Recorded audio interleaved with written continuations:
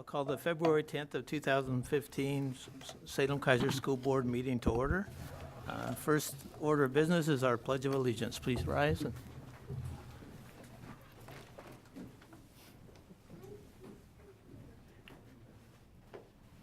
I pledge allegiance to the flag of the United States of America and to the republic for which it stands, one nation, under God, indivisible, with liberty and justice for all.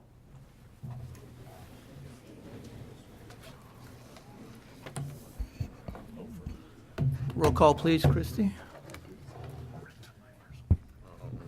Rick Kimball. Here. Nancy McMorris Oddix. Here. Chris Brantley. Here. Jeff Fayville. Here.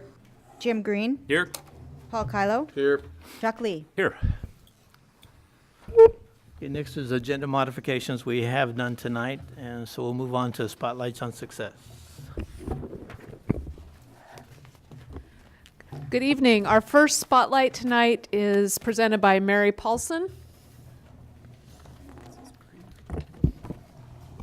Good evening, Chairperson Kimball, Superintendent Perry, a member of the board. It's my pleasure to stand in tonight for Karina Lee, the Executive Director of the Salem-Keizer Education Foundation, to honor our Volunteer of the Month. And actually, it's Volunteers of the Month this month. So if I would ask, please, Leslie Principal Danny McCarthy and his volunteers Ben Ark, Barbara Elkins, Claire Killebrew, Gretchen, and Jules Martino to come up and join the chair.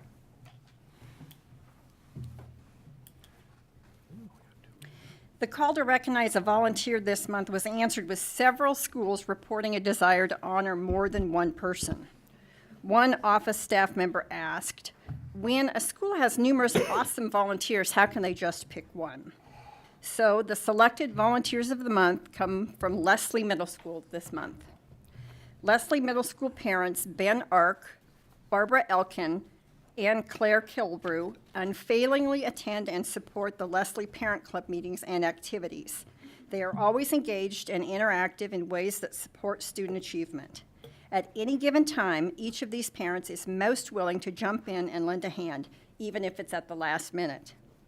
Leslie's staff state that Ben, Barbara, and Claire are the backbone of the Leslie Middle School Parent Club, and that they wouldn't have such an active club without the support and involvement of these three volunteers. Thank you very much for what you do. The other two volunteers of the month, Gretchen and Jules, unfortunately were unable to attend at the last minute, but I'm just going to read what the staff had to say about them as well. They are thought of as the gems in Leslie Middle School. They have logged more volunteer hours than anyone else this year. They are friendly and kind, and the staff love having them in the building. Jules helps out often with the after-school program, while Gretchen shares her time in the classroom and in the library. They have truly become a part of the Leslie family. The entire Leslie Middle School community appreciates and thanks all of their volunteers, and especially these five, for all they do to support the students in the school. Thank you for what you do.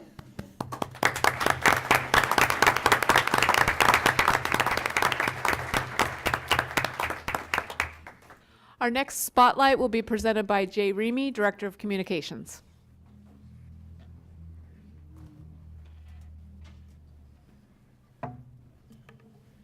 Thank you, Superintendent Perry, Chair Kimball, and members of the board. If I could get Judson Middle School Principal Alicia Kruska to come forward with Russ Voigt and Pastor Greg Schwab, please. Nominated by Judson Middle School, we recognize Gateway Foursquare Church as our community partner of the month. Gateway Foursquare Church really keeps a watchful eye out for Judson Middle School. If they see a need, they jump in and help. When the church members thought the school grounds needed some sprucing up, they came in and spread bark dust, had the parking lot and sideways swept and cleaned, and trimmed the trees and bushes in the courtyards. After the freezing rain we had this past fall, a lot of limbs came down in the courtyards. Church members came in, cleared out the downed limbs, and hauled all the debris away. It was a huge job, and the Judson community was so thankful for the help. Church members have basically taken Judson's courtyard on as a service project and have let the school know that they're going to provide ongoing maintenance of the courtyard throughout the year. Judson Middle School staff and students are appreciative of the work done by the church members to help maintain the grounds and for making their community proud to be a part of the Judson Jaguar family. Thank you and congratulations.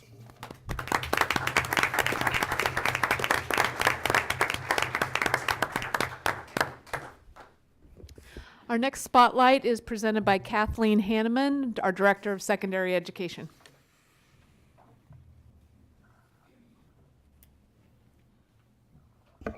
Chairperson Kimball, members of the board, Superintendent Perry, I'd like to ask Jason Barrett and Principal Curtis Scholl to join our chairperson.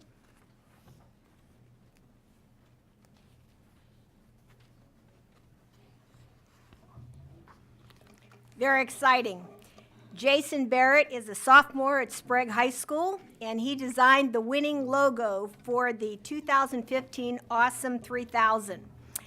Sprague High School junior Ian Allen placed second in the design contest, and McNary High School senior Megan Douglas placed third.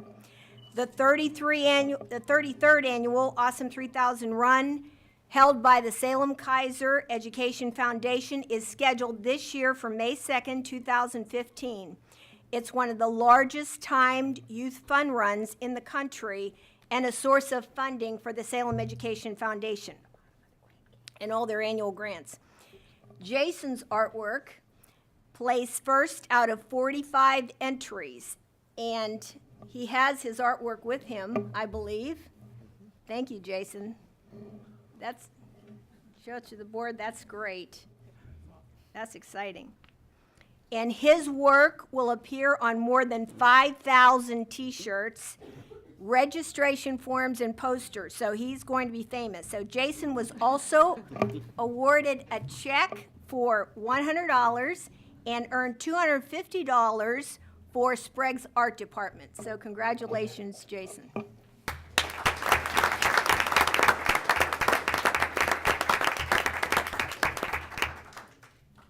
Right, Kathleen is going to present our next spotlight. Okay. And our next spotlight, I would ask Principal Ken Phillips from West Salem High School and James Nowickus to join our chairperson for a picture. James Nowickus, teacher of beginning band and general music at Harrod Elementary School and the assistant band director at West Salem High School, was selected the Oregon representative for the December 2014 edition of School Band and Orchestra Magazine's 17th annual 50 Directors Who Make a Difference. The publication highlights some of the best music educators across all 50 states. The outstanding band and orchestra directors were nominated by the publication's readers, including current and former students, colleagues, peers, parents, and others who've had a wonderful experience with the music programs put on by amazing teachers. When asked by the publication about making a difference as a music educator, Pride points in important lessons from James. James stated that he feels he makes a difference in students' lives by being there for them as a teacher they can trust and depend on. He also tries to provide structure in his teaching to give his students the tools they need to be successful when they leave the classroom. James states that he's proud anytime he helps a student develop a love and appreciation for music. He's most proud to find current students who were in his class when he first started over 7 years ago, and they are now seniors and members of the state champion West Salem High School Wind Ensemble. The most important lesson he tries to teach his students is that they are all capable of doing great things with hard work and determination. The hard work and dedication a musician puts into a craft is rewarded by a lifetime of joy in the world of music. Thank you for your hard work and dedication to our students. Congratulations.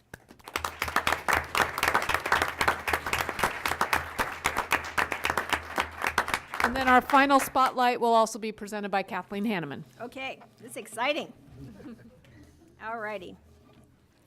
I would ask Curtis Scholl to return to the spotlight with Carrie Haddon, who is Sprague High School's wrestling coach. Carrie?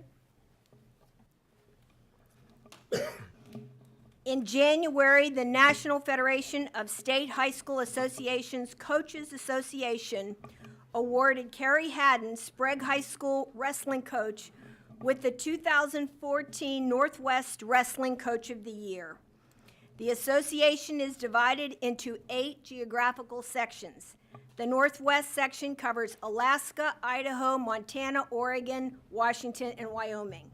That's a huge area. North Salem High School was where his career in wrestling began.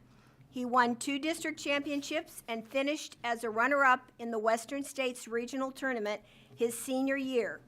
Coach Haddon went on to wrestle in college at Oregon State. Coach Haddon was an assistant wrestling coach at North Salem for 3 years before heading to Sprague High School to become their head coach. He is in his 26th year as head coach at Sprague. His teams have won 12 district championships, which included 11 top 10 finishers in the state tournament. He has been named either district or state coach of the year 11 times. I guess this makes 12 times now. Coach Haddon has coached 14 Oregon State champions and 9 high school All-Americans. Congratulations on being selected as the 2014 Northwest Wrestling Coach of the Year, Carrie. Thank you.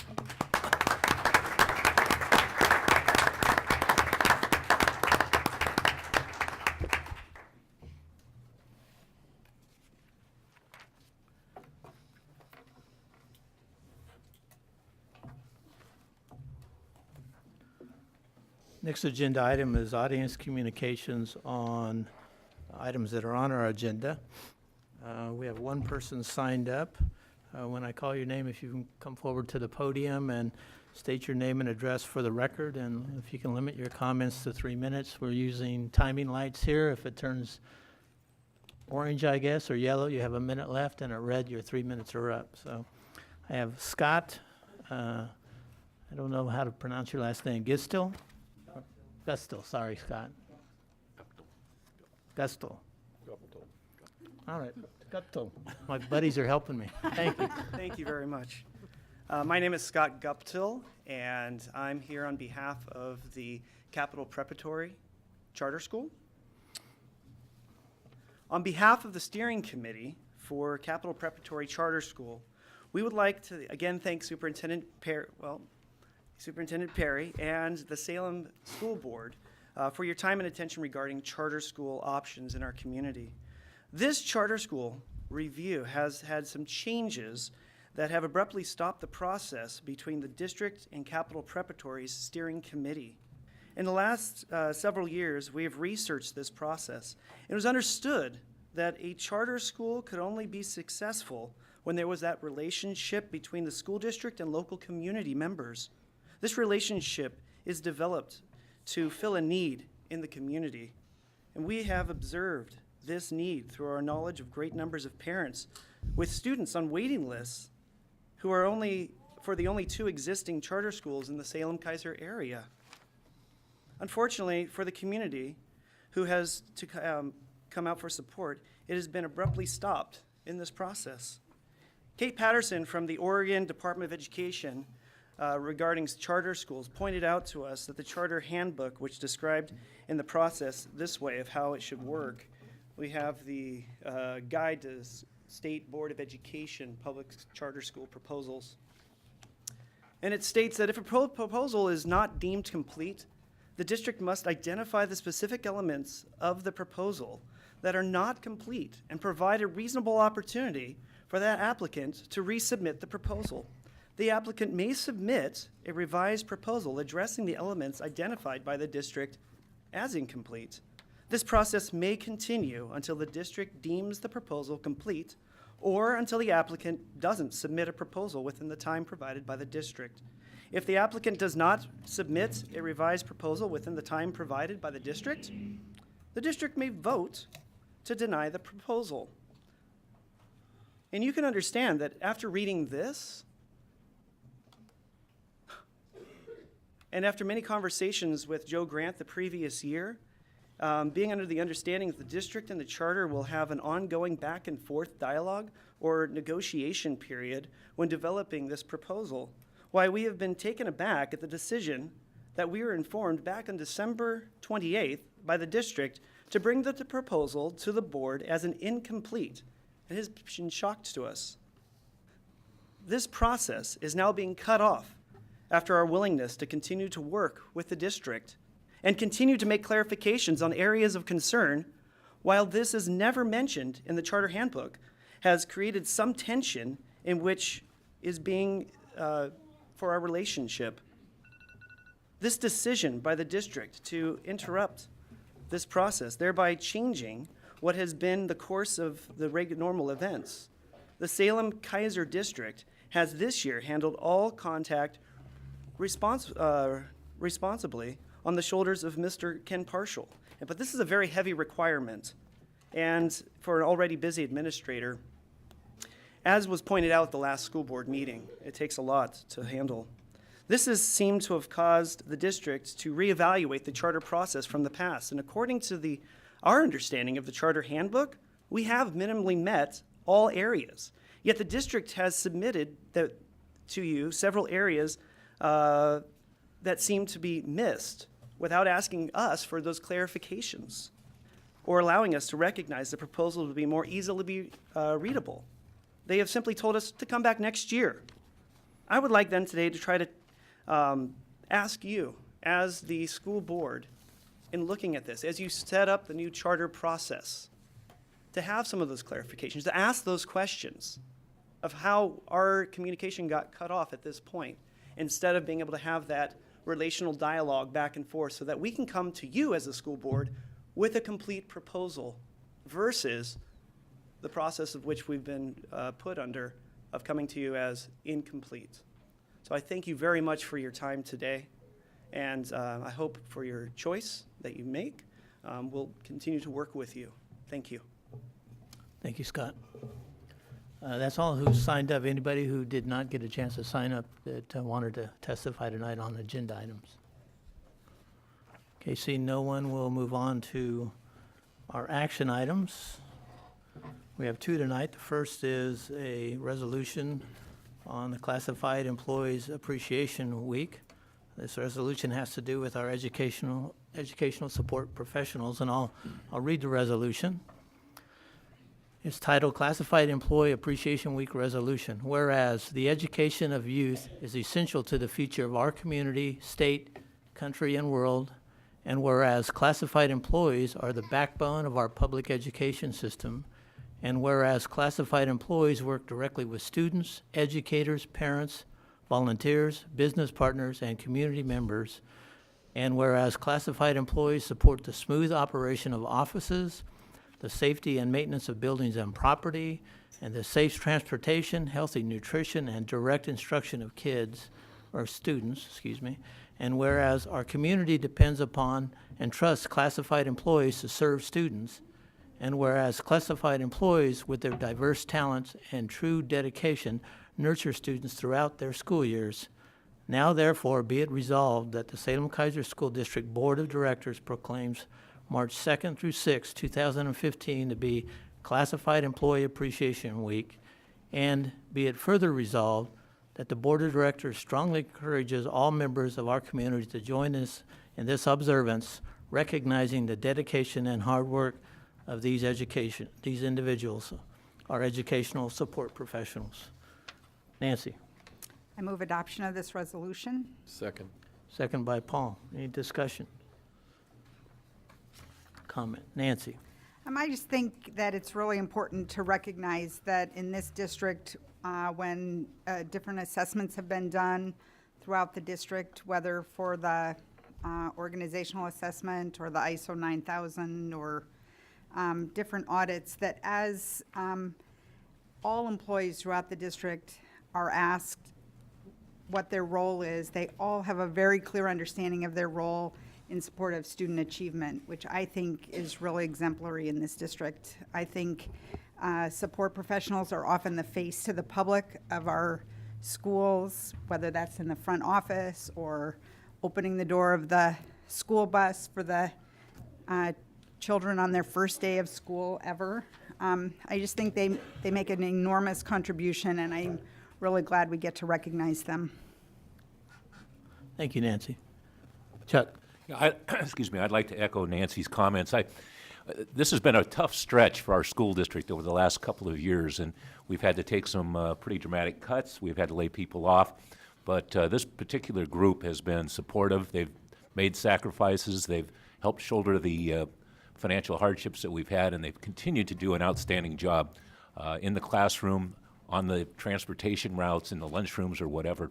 And it just takes a group like that that's just dedicated to working with kids to make a school district work. And so I join Nancy and I think everybody on the school board in sincerely thanking the classified employees for the contributions that they continue to make to our school system.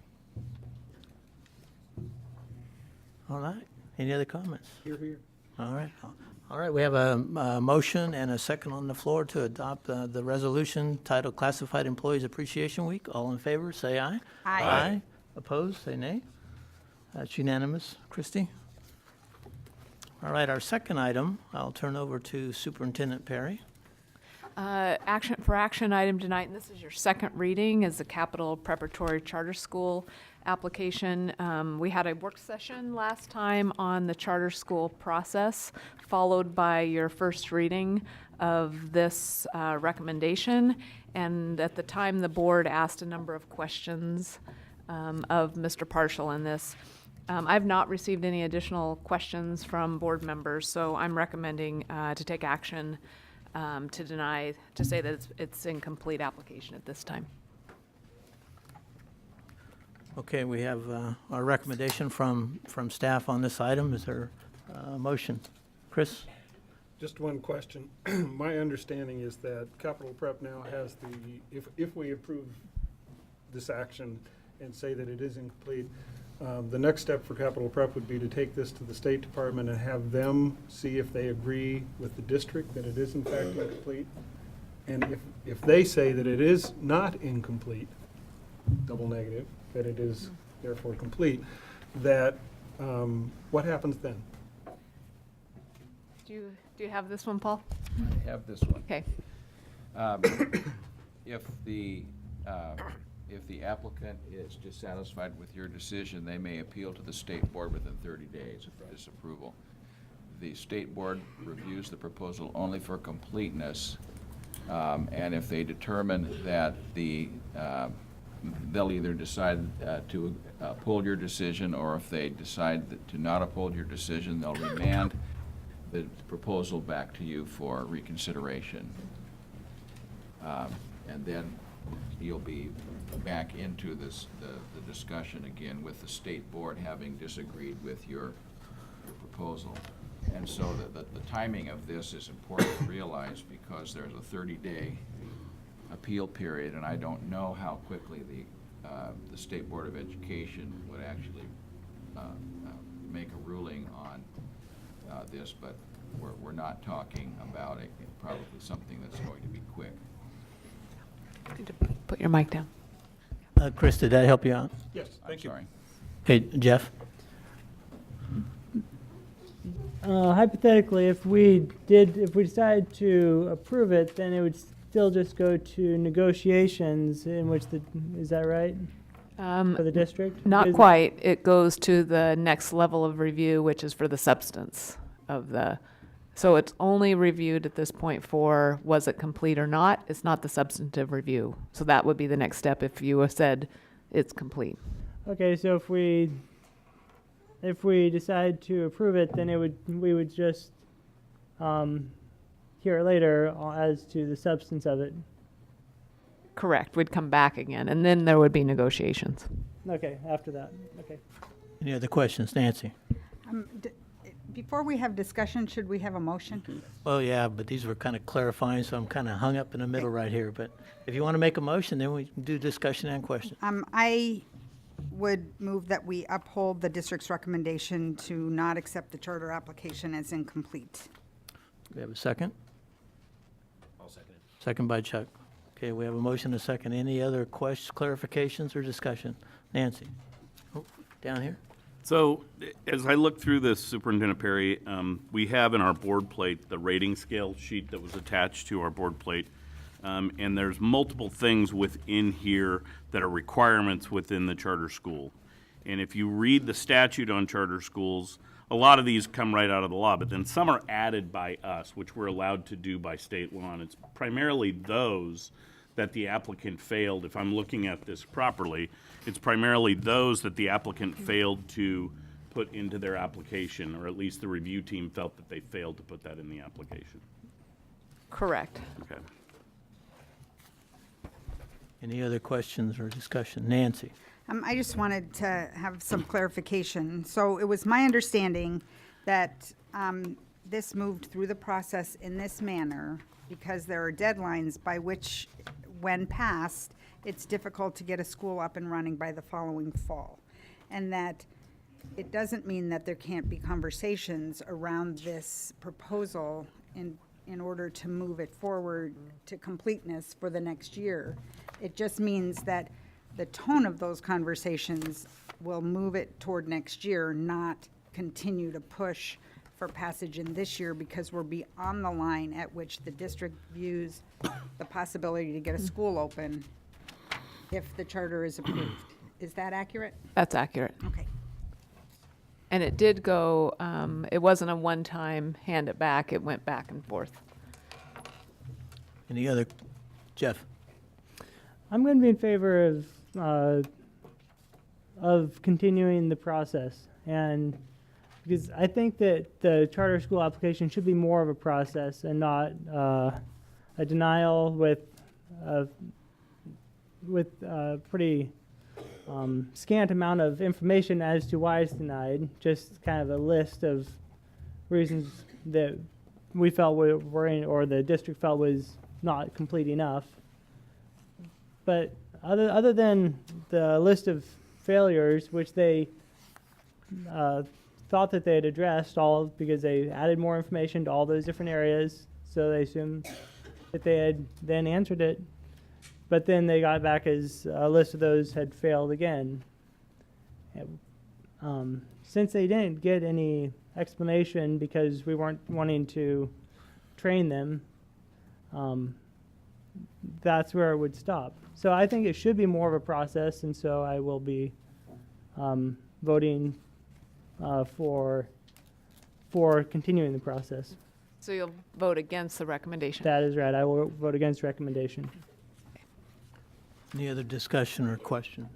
Jim? Just, Mr. Chair, before we vote, I want to make it clear on the record. I think Mr. Guptill said we only have 2 charter schools. We have more than that, don't we, Superintendent Perry?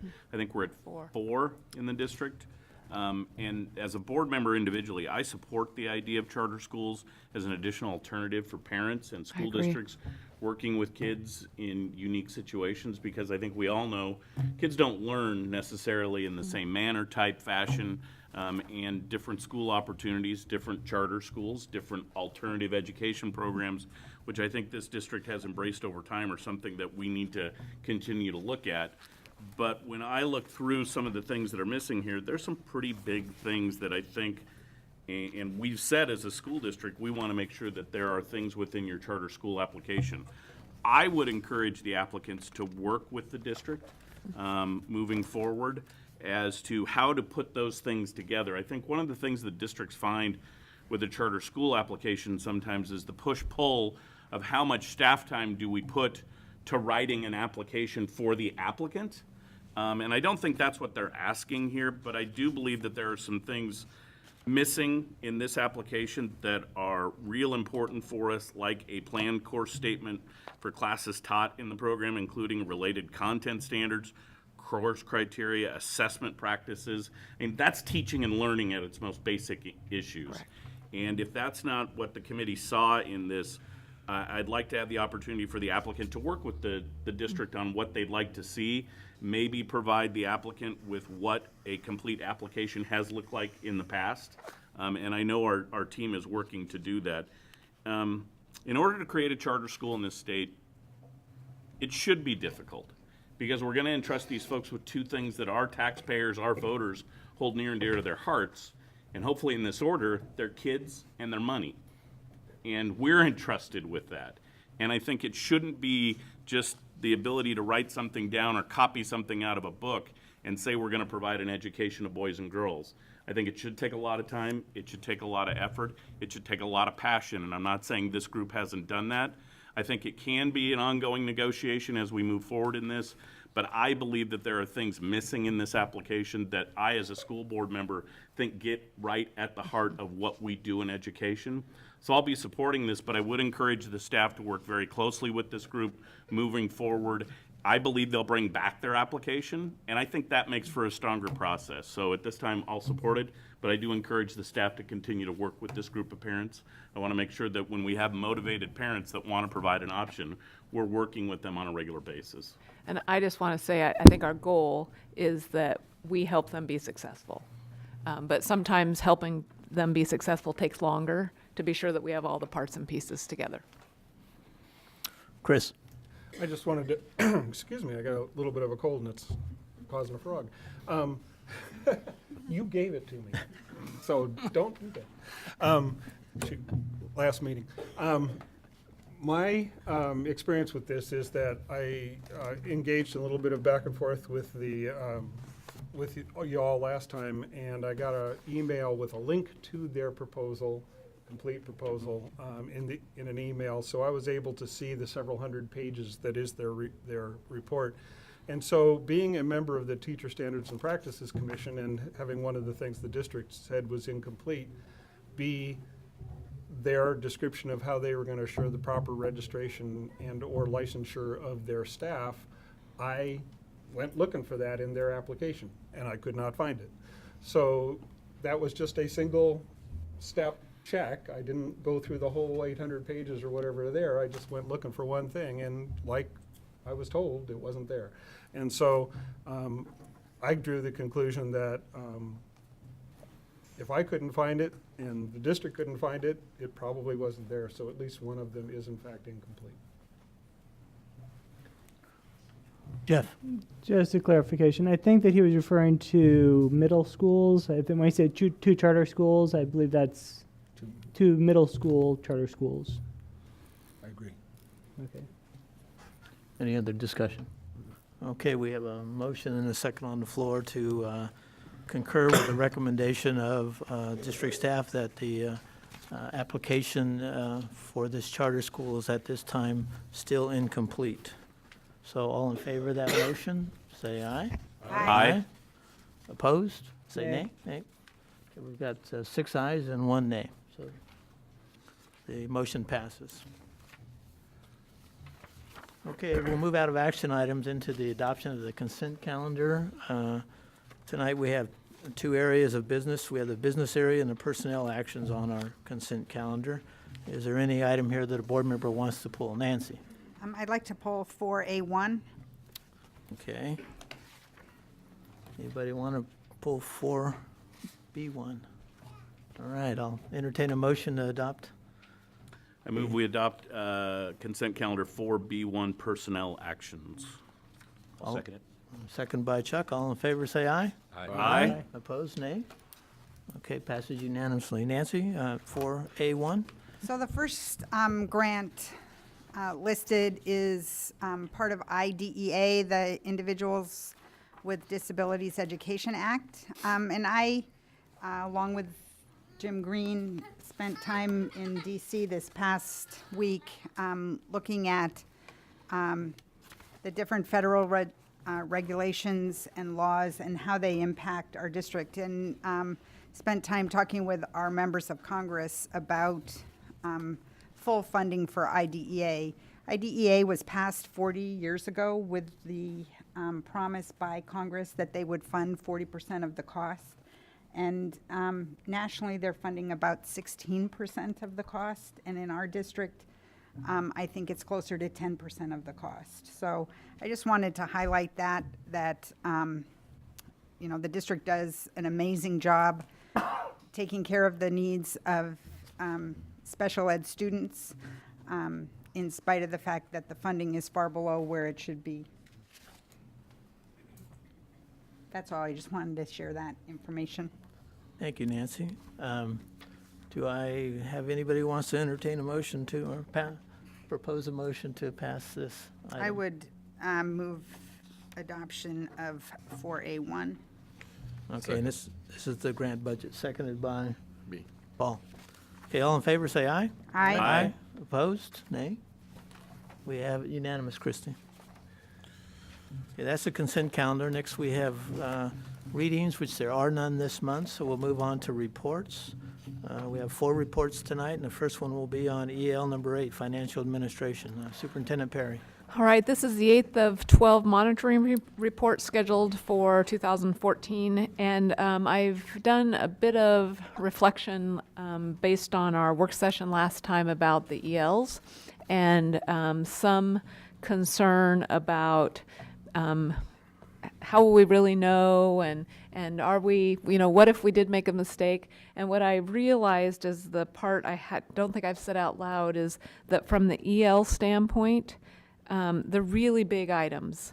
So hopefully we will correct it before it becomes a really big item.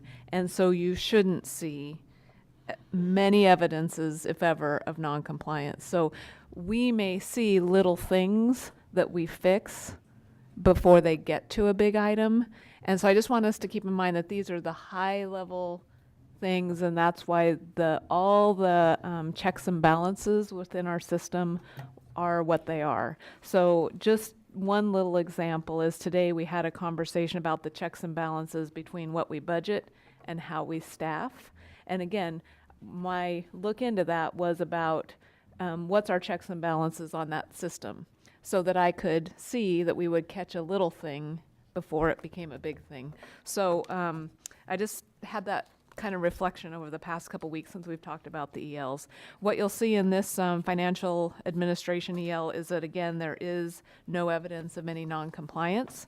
And again, because these are the big things, we are, again, watching that ending fund balance for 14-15, but this was looking backwards. So my EL report to you says that we are in compliance with executive limitation number 8. Any questions? Any questions, or Chris? The one that caught my eye as I read through this was the ending fund balance. And I'm needing a little refresher, but my recollection was that either this year or last year, maybe both, we approved the ability to go below the recommended 5% cash carryover. And yet, when I read this, I see that we are in fact going, at least if we continue to go the way things are going so far, we're going to carry over more than 5 or 7%, which means somehow the budget projection is not we're not spending as much money as we thought we would probably have to this year. Do you have any insight as to why? You want to answer, Mike? Sure. I think that there's the difference between the adopted budget and then the actual projected expenditures matched with the actual expenditures throughout the year. So the quarterly financial report that you get, that we provide to you, is a really up-to-date financial look at what the actual expenditures are over the quarter and the actual revenues from quarter to quarter. And so we asked for permission with the adopted budget to get to go below the 5% threshold, no lower than 3%, if we needed to.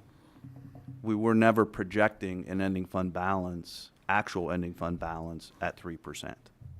There's the budgeted conversation, and then there's the quarterly, where we're actually showing you the revenues that are coming in and the actual expenditures. When we get to the budget meeting, I may have a comment. Okay. And I think it has a little bit to do with the interplay between what we budget in contingency and as we project staffing. And as I'm looking at that I think is why it creeps higher than what we're anticipating. But my short comment, and I think it probably deserves more of a conversation during the budget committee process than it does here, but is that I sweat bullets every year when we give you guys permission to go down 3%. And if I knew you weren't really going to go down there, I'd feel a whole lot better. And so, you know, the fact that we're giving you permission to do it, but we're not doing it is actually a good thing. But at the same time, I wish you didn't ask me for it if you're not going to need it. So That's why you get the quarterly reports, so you don't sweat bullets. Chris, could you operate a little closer to your microphone when you? Oh, I'm sorry. Thank you. Any other questions in this area? We usually look for consensus on these reports, a thumbs up, whether you think it meets the need. Okay. Thank you. We have consensus on that. The second item is on strategic plan, and Assistant Superintendent Partial will handle this. Good evening, Chair Kimball, board members, Superintendent Perry. I'm joined by Karen Spiegel, a coordinator in the Human Resource Department, who's here to help me report on strategic plan goal number 4, which is to continue to build the resident teacher training program and learning labs in collaboration with our university partners at selected schools. Karen? The Salem-Keizer Collaborative was formed a few years ago, kind of an outshoot of the mentor program. This is part of a Teach Oregon project. There are 5 projects throughout Oregon and funded, it's a 3-year grant funded through Chalkboard. The goal of the Salem-Keizer Collaborative and for Teach Oregon is to have innovative new ways of looking at teacher preparation, collaboration with our university partners and districts so that we are working closely together, and then ensuring that we have teachers entering our classrooms ready for classroom practice on day 1. In Salem, we are joined with 2 university partners, Corbin University and Western University.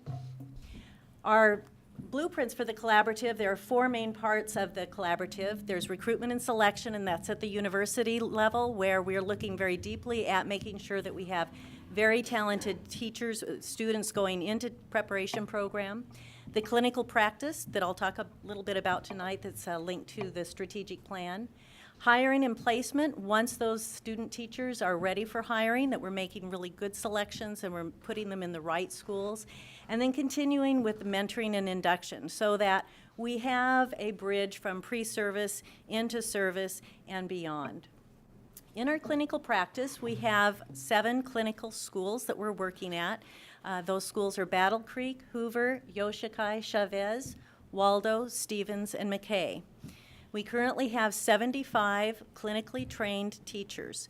So rather than the traditional model where a teacher might volunteer to host a student teacher, we work with our master teachers, carefully selected, and then take them through academy training where we really talk about how do you look at an adult's practice and help that person move along the continuum in growth, looking at observation and feedback.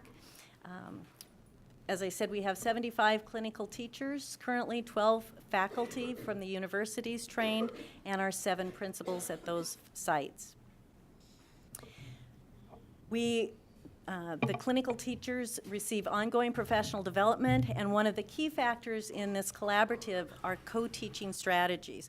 So when we put student teachers in a classroom, we want that person to have that experience, an ongoing extended residency, more time in the classroom, and rather than being left alone in the sink or swim sort of model, we want to make sure that that master teacher is there coaching them all along the way. So from day 1 until they're ready to graduate, we're coaching and making sure that that teacher is getting a full experience. This is an example in a classroom at Chavez. That's a teacher candidate working with a small group of students. In this model, teachers and clinical teachers and teacher candidates work side by side. So throughout the classroom, this teacher is working with a small group on differentiated instruction, supporting student learning. There's a group of kids in the back at stations in the computers, and then the master teacher is working with another group accelerating the same kind of lesson. And so you have a lot of action going on throughout the whole day. And as our students will say, it's very normal for them to have 2 or 3 teachers in the classroom from day 1.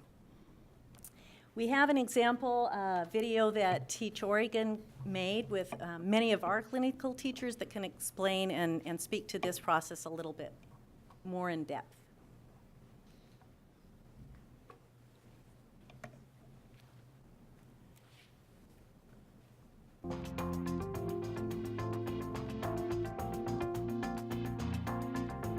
My previous student teaching experience, I felt like I had feedback that I wanted to give, but I didn't necessarily know how to give that feedback. In fact, there were a couple times I maybe met the university contact once or twice, but for the most part, the student teacher would show up and we'd greet each other and work together, and then they'd be off. Before, when I had student teachers in my room, I would just get an email that say, so-and-so's been assigned to your room, and they're going to be here from this date to this date, and was all the direction I got.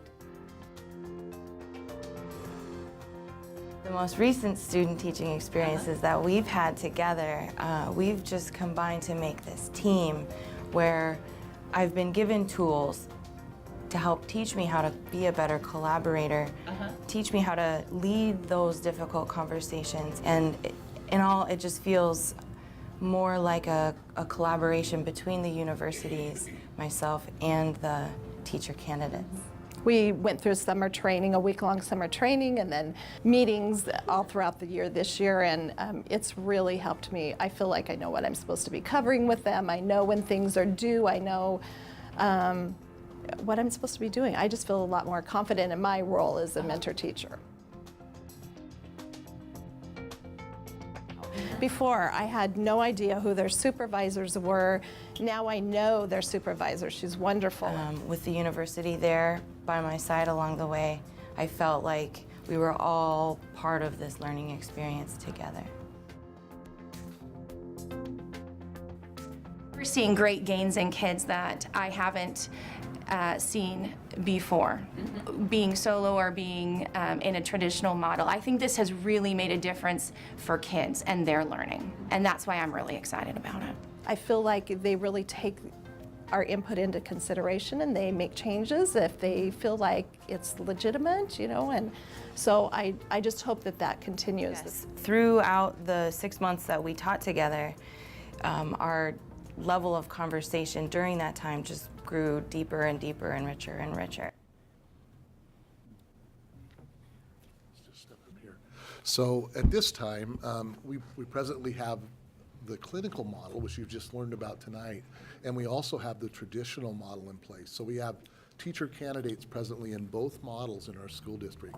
This summer, we're training several additional master teachers so that we can host more teachers in this new model for teacher preparation, and students can benefit from multiple adults in the classroom helping them learn. Questions? Jim. So I have a couple of questions, if that's okay, Mr. Chair. Yes, go ahead. Number one, how are these schools chosen? I know Battle Creek and Cesar Chavez, we have our lab classrooms in there, which are a really unique opportunity, but how are the rest of the schools chosen to be part of the program? So about 2 years ago when we started this process, we were looking at especially the needs of the teacher candidates coming out, needing ESOL endorsements, and so they needed to have those opportunities to be in those classrooms. And we also just threw it out to our principals, and at that time just who was interested in sort of jumping on board with a whole new way of doing some work. So we started out with that group. And my follow-up is, when you look at the last paragraph in our board plate, it says during the 13-14 school year, we had 55 teacher candidates placed in our clinical schools. From that number, 25 teacher candidates were hired into our district. Are we going to track the retention rates for those teachers? Because I got to be honest with you, this is a significant investment on behalf of our district, whether it's time of our teachers, the people you just heard from, or actual dollar resources from us working with Corbin and Western. I want to make sure that we're not training these teachers to go to Portland or Hillsborough or Beaverton. I want to see how we're doing and keeping them here. Are you guys tracking that information? So one related piece of data is 27 of the candidates applied in our district, and we hired 25 of those, 27 who applied with us. And then this year, from our learning from the data in your board packet, we are working with our university partners to make sure that we prioritize placement for candidates who have already demonstrated an interest in employment in Salem-Keizer. So for example, several of the candidates who did not apply, applied and went back to their hometown. And so what we see is something that's called a draw to home, where kids either, teacher candidates, not kids, apply either where they're student teaching and close to their university, or they want to go back close to their hometown and their family. Thanks. Chris, you had, I just wanted to make a comment and then ask a question. The comment is that because, as I've already mentioned once tonight, I serve on Teacher Standards and Practices Commission, and I work with the subgroup of that body that does the program approval for schools of education in the state.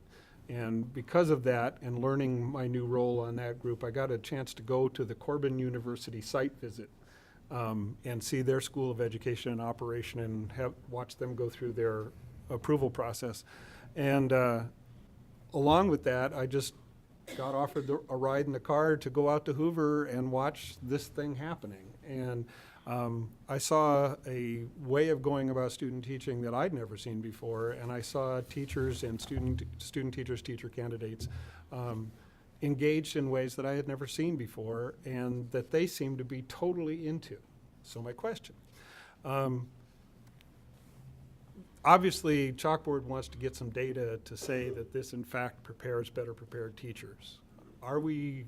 What's that research look like? What are they tracking, and how are we going to know that, in fact, it's worth the investment that Jim talked about? So some of the data that Karen and I looked at yesterday in preparation for this evening is that our beginning teachers who were trained in the clinical model were assessed higher on 8 of the 10 standards that are monitored in the Legends rubric than candidates who were prepared in another model. So they weren't scoring higher on all standards, but 8 of the 10 standards. And I would describe it as fairly significant. So it's early data, but right now it looks like it's very promising as far as impacting teacher practice in their first year at least. Go ahead, Karen. Well, and so we'll also be looking, obviously, at teacher retention and looking at how those teachers stay in Salem-Keizer, and then we also want to make that connection to student achievement. So we're working with Chalkboard and Eco Northwest and looking how we can match that information up.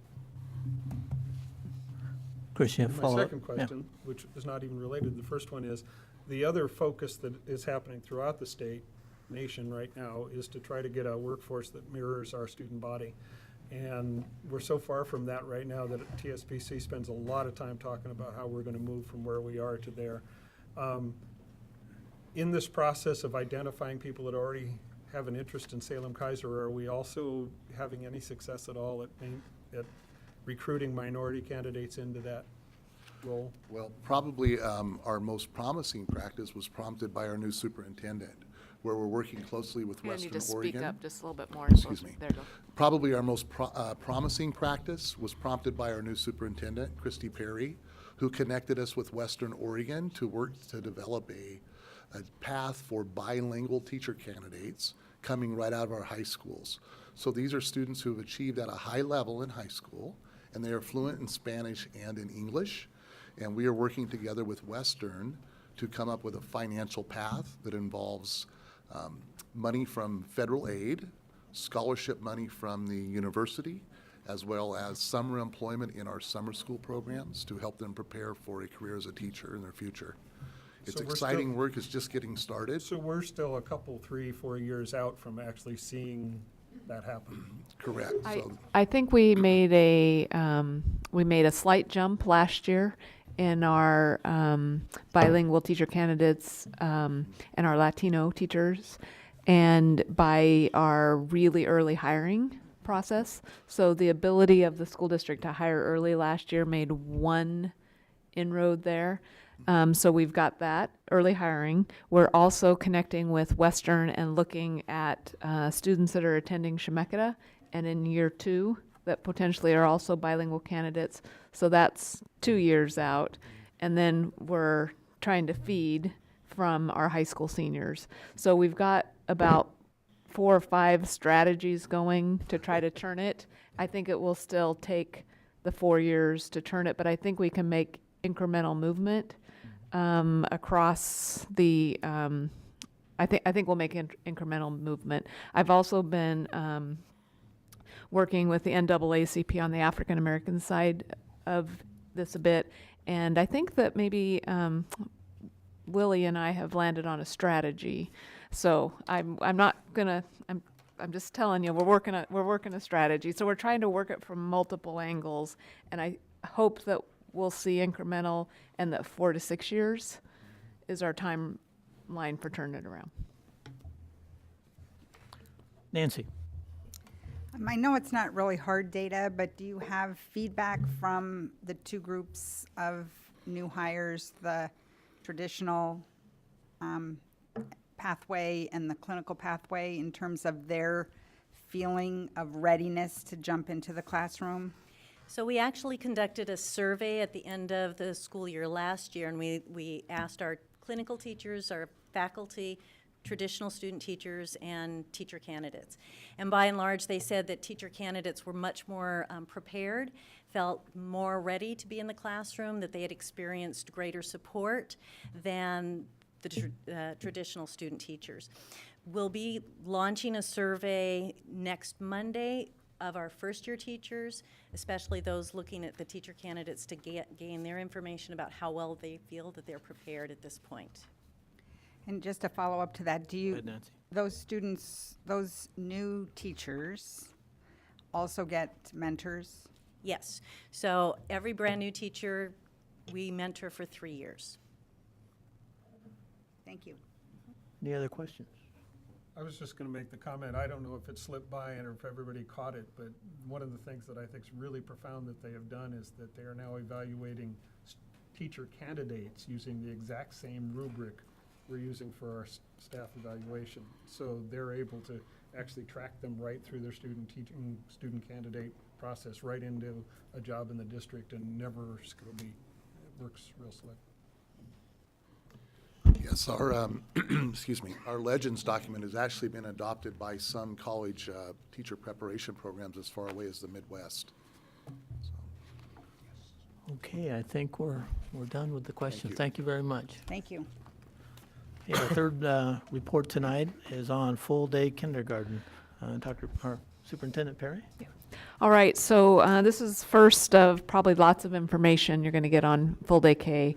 And I will tell you that we're going to end up with still lots of questions, and that every week the questions you are thinking of, we're checking off. So what we started with on our path to full-day K is a facilities assessment. We are almost complete with that.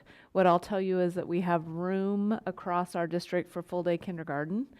Of course, we're most concerned about space in East Salem, and that part of the recommended budget is going to be some lease space and perhaps some modulars to take care of preschool programs and things like that. But at this moment, I'll tell you, we have the space for full-day K. Our priority is going to be that full-day K is in their neighborhood school. So that's our priority, and that's what we're working to. We don't have final decisions around all that yet, but that's our pathway. We're probably a couple weeks out from the final work around our facilities. Mike is down to a short list of schools of about 9 that he's actually doing site visits of to see are there places that we can reconfigure space and make room for full-day kinders. So that's kind of issue number 1 related to full-day kindergarten. Second is staffing. We are anticipating needing about 66 teaching positions and 50 instructional assistant positions. In a hiring shortage of teacher year, that is going to be difficult. But what I'll tell you is we have a high number of half-time teachers that are interested in going full-time, and so that number's going to shrink. And our initial indications say it will shrink by a lot. So we're in the process of again, a bit more formal commitment from those half-time teachers that they're interested in going full-time. And we'll also, of course, need to add some additional staffing for PE, music, and special ed. We're still right in the midst of the curriculum and professional development discussions. We are planning that part of the proposed budget will be around curriculum materials and also professional development, because we know that half day to full day is not exactly the same, and we want to be sure that we have the appropriate kindergarten classroom and environment for our students. So we have some beginning steps of a plan in place for that.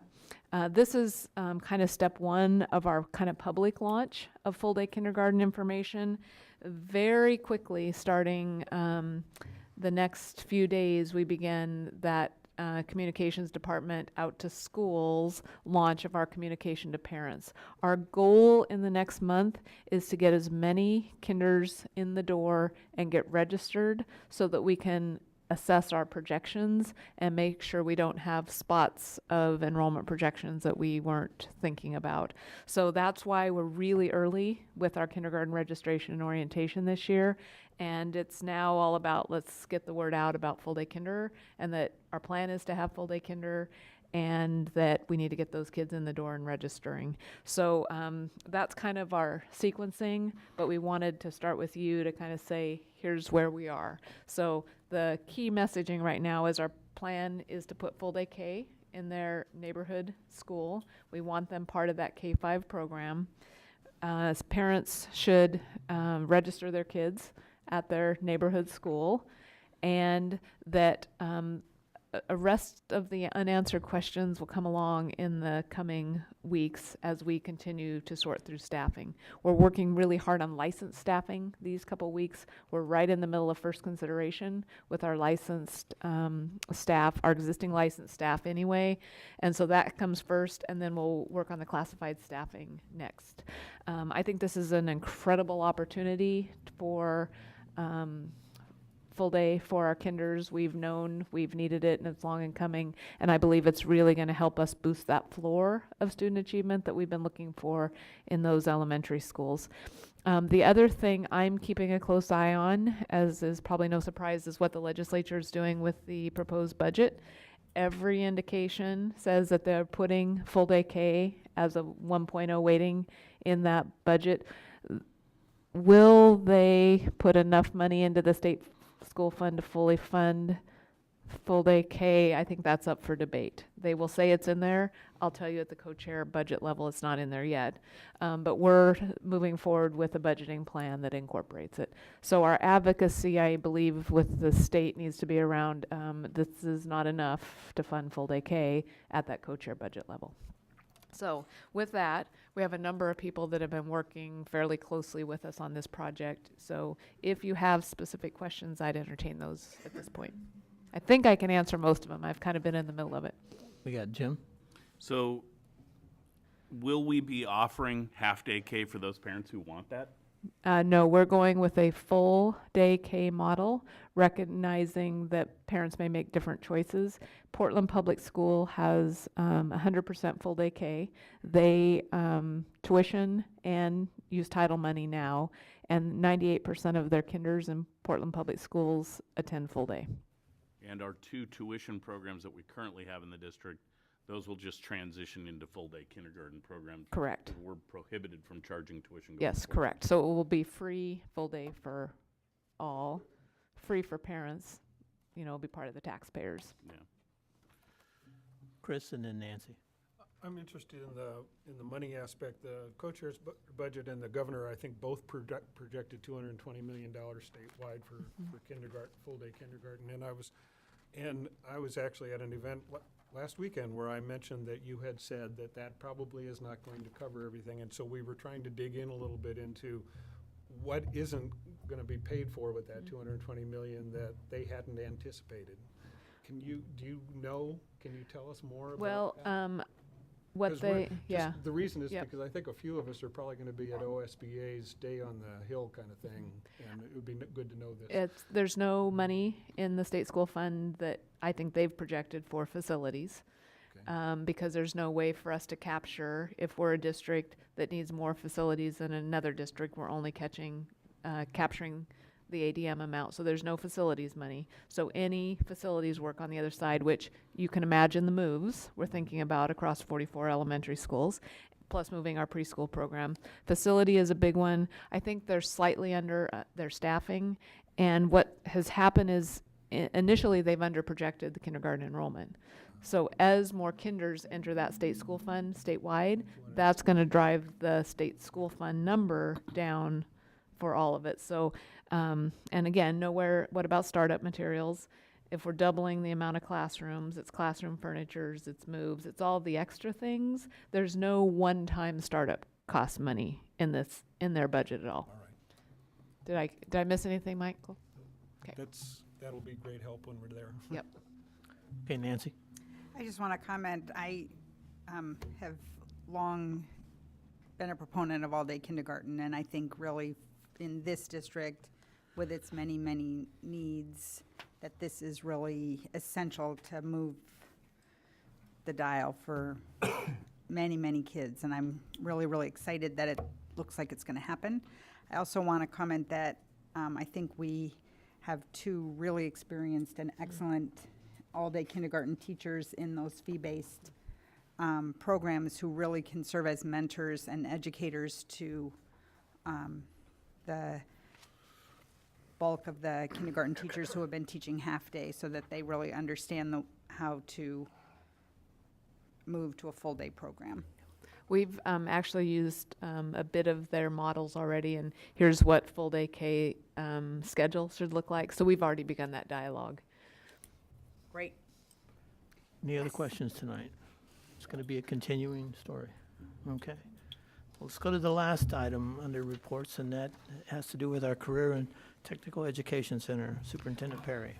All right, so again, for this report, we do have our planning principal, John Honey, in the audience, so if there's specific questions, and again, maybe I can answer as many as he can or close. What you have in front of you is our two public brochures. I think you got at least one of these last time.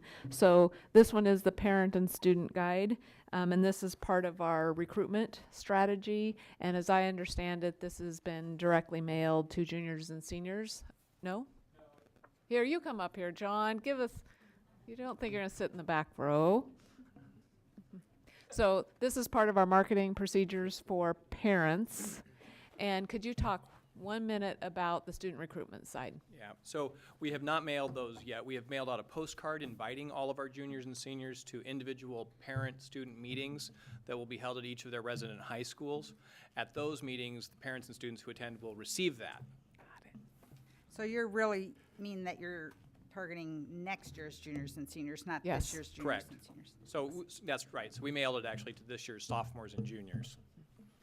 So John is right in the middle of the student recruitment.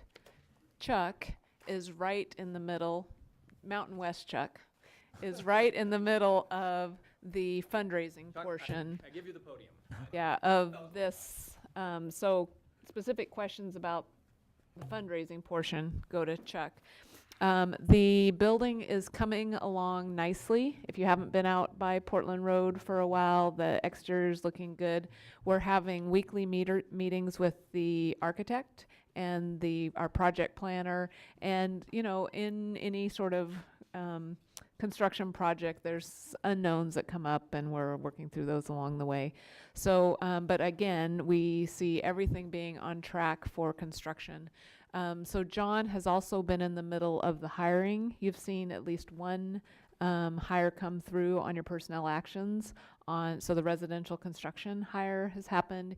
He has also made a hire that's not been to you yet on the manufacturing side. And so every week, more pieces are really falling into place on the Career Technical Center. And I think John's goal has to be now that turn to student recruitment and retention, because our goal is 180 kids in that school next year. So that's where we're at on CTEC. We're going to do a full work session on CTEC in March, but questions, specific questions right now. Any questions for anybody? No? When we do that work session in March, are we going to attempt be able to do it at the site? Is that our goal right now, or? If you would like. Okay. Jeff? Is Mountain West being successfully being able to draw in other investors or contributors from the community? I think so. We've got a nice grant from the Epping Family Foundation. The Oregon Community Foundation is supporting it. We've got monies from the Toolbox program from the City of Salem. We're talking with the City of Salem about urban renewal dollars. We've got a grant for $300,000 into the Meyer Trust. We've basically raised the money that we need for the purchase of the property and the renovations of the property. So tomorrow, we're meeting with about 15 different manufacturers in the community to explain the program to them, to ask for their help and assistance in the purchase of the manufacturing equipment that we're going to need. And then on Friday, we're doing the same thing with the construction companies in town to get their support for the program in a variety of different ways, including mentoring and advice and other things too. So we're doing fine. Yeah. Paul? This might be premature, but are we also looking for the donors for the next 2 units? Not yet. Not yet? Yet. Right now Do we we're know what the focusing- next 2 are? Pardon? Do we know what the next 2 will be? No, not yet. One of the things that the advisory committee has started to talk about, and Mountain West and Salem-Keizer has started to talk about, is not exactly what, but what are the areas we are focused on. So we're getting closer on that. And as 1 minute I say John's attention needs to be fully to recruiting, the next minute I say, but what are the next strands going to be, John? So Both of them, 100%. okay, thanks.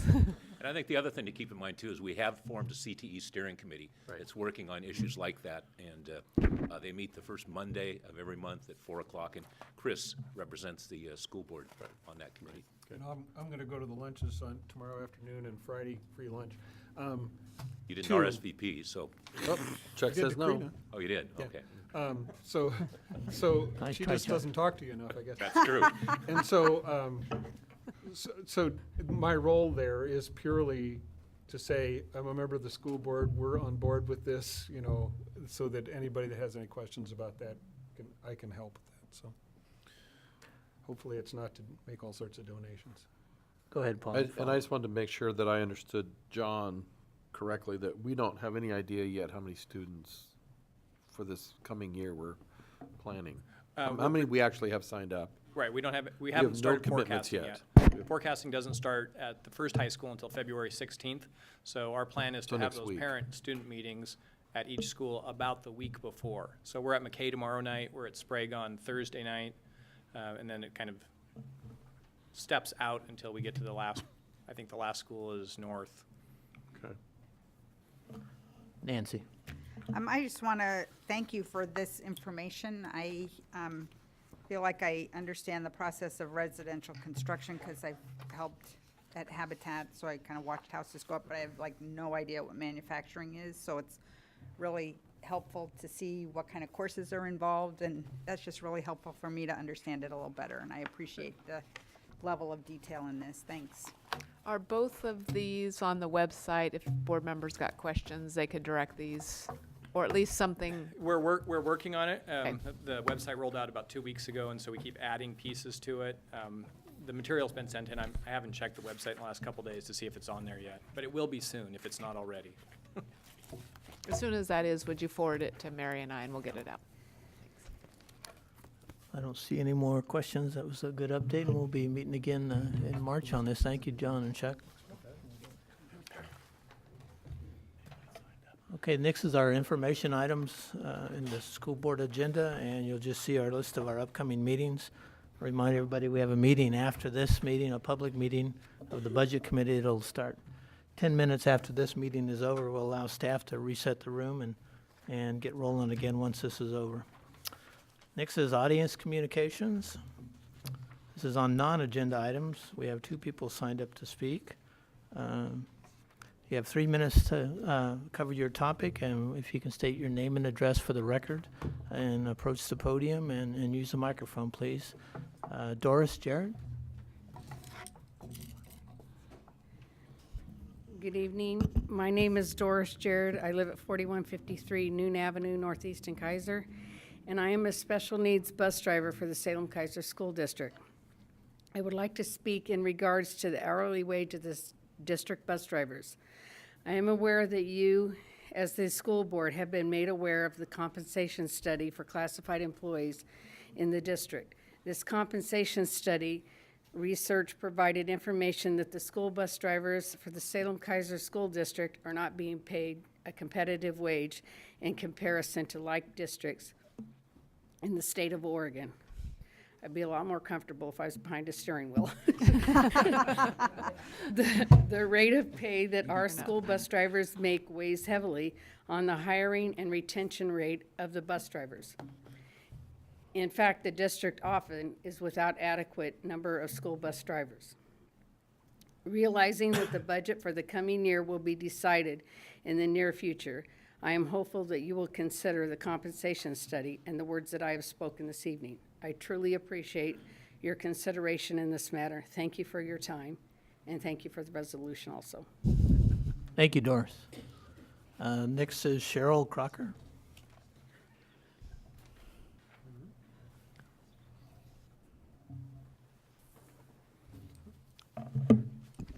My name is Sherry Crocker, and I'm also here on behalf of my husband, Bill Crocker. We live at 3014 Twin Oaks Place, Northwest Salem, 97304.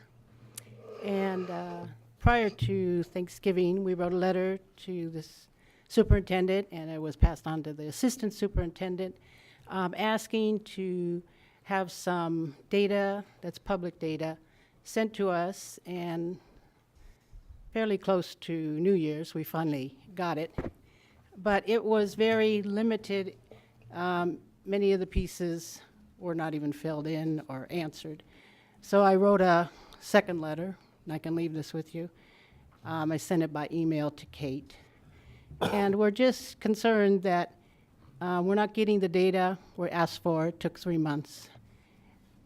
The main thing we'd like to know is whether or not the TOPS program with Planned Parenthood being the teachers is going to be renewed through a grant. And our concerns are that a lot of parents that we talk to are opting out of this class. That was one of the questions we asked, and they said only one parent opted out. We have over 100 photocopy letters of parents who opted out at North, McKay, and some other high schools. So we also wonder why the data is faulty. We'd really like to get to the bottom of what's going on in our high schools regarding the wellness class, the TOPS class, being taught by an organization, Planned Parenthood. Basically, it's not a nonprofit. It makes a lot of money. It uses a lot of tax dollars, our tax dollars, to persuade teenagers to use contraceptions that kill their baby, and also they encourage abortions. My daughter just had a baby a month ago. This baby was 7 days early. Planned Parenthood will suggest to a teenager that they should kill this baby. This baby's 2 days old. There's nothing wrong with this baby. And it's not a blob of tissue like it says in Planned Parenthood literature. We do not want Planned Parenthood teaching our children in any of the Salem-Keizer schools, in any of the Portland schools. I heard they went to Jervis schools now. So we're asking you again to give us truthful data. How many parents have opted out of this class, and why is this class still going on? Why is Planned Parenthood? They're not even teachers. They're not certified. They're bribing the kids with Starbucks coupons, money, to get data on their sexual activity and their parents' information. And then that's being sent off to some place we don't even know. We've been here before. 3 years we're asking these same questions, getting no answers. And this is all public data. And if I have to come down to the superintendent's office and look through the files with a whole bunch of parents, we'll do it. And I know a lot of people on this board don't like this stuff. You voted against it with the previous superintendent, and then she just pushed it back in. So I'd like you to re-vote on this and get them out of our schools, please. Thank you. Thank you, Cheryl. Anybody else who didn't have a chance to sign up that wanted to speak?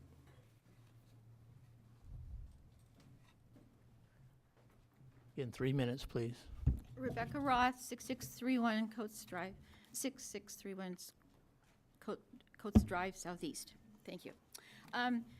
Last time I was here, I spoke to you about the problem of Planned Parenthood and they're wanting to get access to our children and how they use that access to destroy our children and also their children. Our children often, when they've had an abortion, can never conceive again. So it does destroy them and it destroys their children. And it destroys them in many senses of the word. The Planned Parenthood was started by a socialist who worked together with many people to start what she called betterment of the race, which she was a eugenicist, and she believed that black people should be not very many. And she wanted to have an organization that would encourage black women to kill their babies. And I don't know if you know it, but there's quite a push toward forcing women. There's forced abortion in America by trying to deny people the resources to carry their children and also to make them feel that they don't value their children. And so this is a book that has speeches by communist people describing how they want to destroy the children of America. And I really recommend this book to any of you that will read it because this book lays out the plan that the communists had to destroy us. And it gives quite detailed instructions on how to corrupt officials, corrupt judges, so that they will support the destruction of the young people. So this book is really informative about what the communists want to do. And I also have another book. This was written by the highest ranking communist spy to ever defect from USSR. And he said that he worked as a journalist here. He was prepared from a young boy to be a journalist here in America and to be a spy. And he said that a spy functions by being in the center of everything. Everyone loves them. They're the life of the party. And it's very easy to corrupt people by being a spy. And he marveled that in America he found it extremely easy to be a spy. There was no one even concerned about spies. And a lot of times when I mention the word communism, people say, there's no communism. Where's the communism? You're being McCarthy-like. But actually, McCarthy was right when he was trying to identify communists. And the communists Rebecca, you're at 3 minutes. If you can wrap it okay, up. thank you. They run several large countries, North Korea, Russia, China, Cuba, and they destroy their people in their own countries, and they intend to destroy us. And we need to listen to the words of people who have defected and who are warning us that we have enemies and that they are here among us. And I'm going to keep coming back to you because this here is an article about something that has happened in Salem-Keizer School District. And this article is called A Study in Silence, where teachers are transferred from school to school after they've done something to students, and there's no effort made to get rid of them. And I'm going to submit this. I printed it on recycled paper, so you guys will be happy. But our students are under attack, and we the whole point of getting kindergartners away from their parents, according to Planned Parenthood, is so that they can be corrupted. They can be, their parents, and they are to be separated. It only takes 10 minutes of derision to get a child to think that their parents are stupid. Rebecca, you're well over 3 minutes. Could you pass that to Christy? Thank you very much. Thank you. If you can give that document to Christy, she'll make sure we get a copy. Anybody else? Please read it, okay? Okay. Hi, Leslie Lindbergh Harper, ASCII President, 5160 Woodscape Drive, Southeast Salem, Oregon. I just want to say thank you to the board and the superintendent for the classified resolution on behalf of all the classified employees in Salem-Keizer. Thank you so much. Thank you. Anybody else? Okay, seeing no one else, we'll move on to board reports on activities in the last month or so. Anybody have anything to report? I do. Paul, go ahead. Had a great time at Highland. In the microphone. Look. Oh, great. I had a great time at Highland, having lunch with them and visiting the school, and I also got a chance to go back and visit Tallman and got a tour and looked at what might be their kindergarten space, which I would question, but that's it. Anybody else? Chuck. I just wanted to tell the board that I've been asked by the counseling department at Claggett Middle School to serve on kind of an advisory committee as they go through a process of evaluating their counseling department and going for some, I believe, national accreditation. So as a Keizer School Board member, I've been asked to sit on that committee. We met January 30th. We'll be meeting again in another month. Jim, and then I'll move on to this side. I'll just quickly mention, Nancy already mentioned it, we were both back in Washington, D.C., meeting with congressional delegation on educational matters. And the one thing I would mention is that our Congressman Kurt Schrader is extremely interested in touring our CTE facility. And his staff has already reached out to me on several dates that he'll be in the district to do that. So I'll forward that to the superintendent's office and work with Jay and staff to assure that we get him out there so he can view that. We spoke very highly of the program, what we've created, and he was very excited to learn more about it. Thanks, Jim. Anybody on this side? Nancy.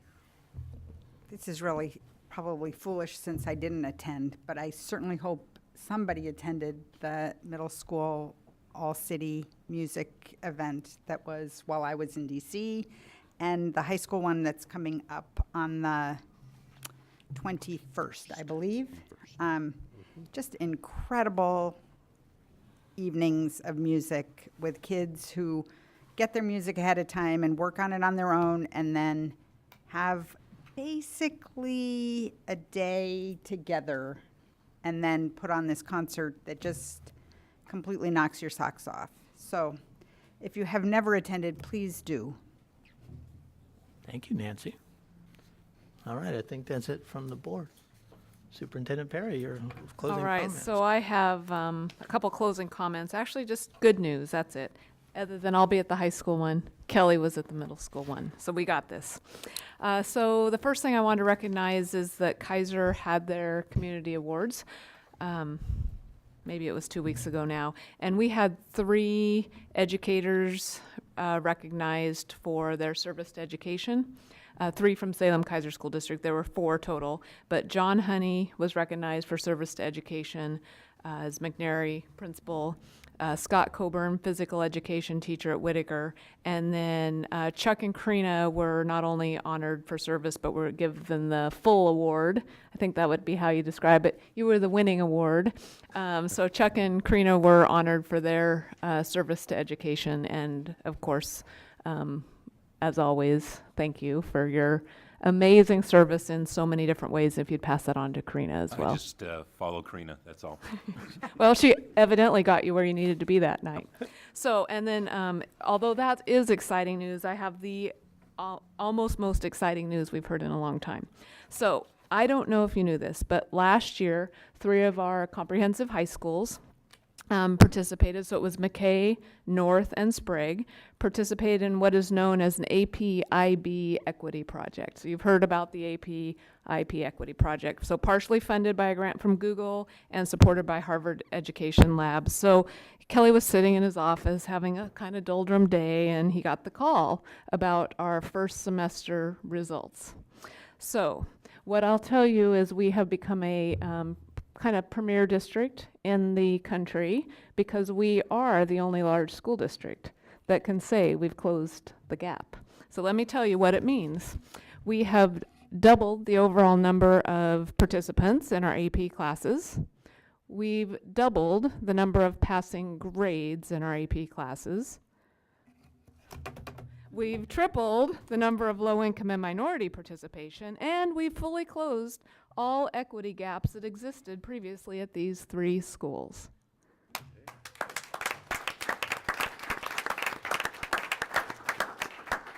The beauty was it didn't take a lot of money. It was called being courageous and just jumping in and offering supports for kids and high quality instruction. And what we knew is that these kids could do this and a belief in them. And we're just really excited. I mean, that's just one semester of data, but we are the only large district in the country that has shown that sort of results. And there's a plan to move that to other high schools? All of our high schools? Yes, the other 2 high schools come on board. The good news is it should be easier, or I'm sorry, other 3. We have 6. I'm still counting. I'm still counting. I've gotten to all 6 though. Kelly. Yes, West Salem, South, and McNary will participate in the same project this coming year. 2015-16. Very exciting. And we've passed this on to high school principals, but has it been shared with our AP IB teachers? Yeah. Okay. And hopefully that momentum will, because that was a scary jump.